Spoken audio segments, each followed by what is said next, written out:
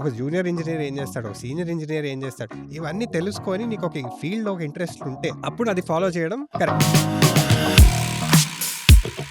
కానీ ఇప్పుడున్న news hype లో ఏఐ హైప్ బాగా ఉంది. సో అందరు వచ్చి ఏఐ ఫ్యూచర్, ఏఐఎంఎల్ఏ ఫ్యూచర్ అన్నట్టు ఏఐఎంఎల్ మీద ఎగబడుతున్నారు.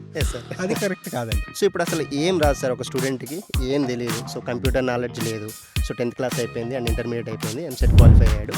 So now he wants to take CSC. So ఇప్పుడు ఆ స్టూడెంట్ అసలు ఎక్కడి నుంచి ఆ కోడింగ్ జర్నీని స్టార్ట్ చేయాలి?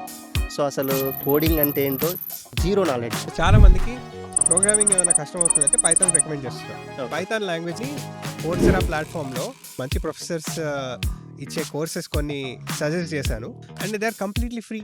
ఆ కోర్సెస్ అన్ని చేసి దాని తర్వాత హ్యాకర్ ర్యాంక్లో బిగినర్ ప్రాబ్లమ్స్ ఉంటాయి. ఓకే, అన్ని డిఫరెంట్ లాంగ్వేజెస్ ఉంటాయి. సో అలా పైథాన్ తీసుకుంటే పైథాన్ బిగినర్ ప్రాబ్లమ్స్ సాల్వ్ చేయడం స్టార్ట్ చేయాలి. సో రీసెంట్గా 70,000 people lost their jobs so due to AI. So దీని మీద మీ ఒపీనియన్ ఏంటి? ఏఐ రావడం వల్లనే జాబ్స్ పోవట్లేదు, అదొకటే కాదు. జాబ్స్ పోవడం అనేది రెగ్యులర్ సైకిల్. మన లాస్ట్ 50 years తీసుకొని జాబ్స్ చూసినా కానీ అప్ అండ్ డౌన్ నడుస్తూనే ఉంటుంది. సో బట్ మా మీద ఏంటి అని అంటే, నువ్వు జాబ్ చేయి, ఈ కంపెనీలో జాబ్ చేస్తే నీకు మంచి ఫ్యూచర్ ఉంటుంది, సో ఈ కోర్స్ చదువుకుంటే నీకు మంచి ఫ్యూచర్ ఉంటుంది. బట్ ఇది ఎంతవరకు ఇంపార్టెంట్ అండ్ అసలు స్టూడెంట్స్ ఎలా స్టార్ట్ చేయొచ్చు దేర్ ఓన్ కంపెనీ? జనరలీ మనకు సొసైటీలో ఇది పీర్ ప్రెషర్ వల్ల ఇది అవుతుంది. ఎగ్జాక్ట్, పక్కన వాళ్ళతో అవతల వాళ్ళతో కంపేర్ చేసుకుంటాం. Exact.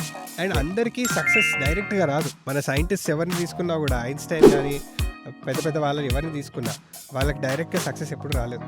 Failure failure failure failure try చేసుకుంటూ వెళ్ళాలి.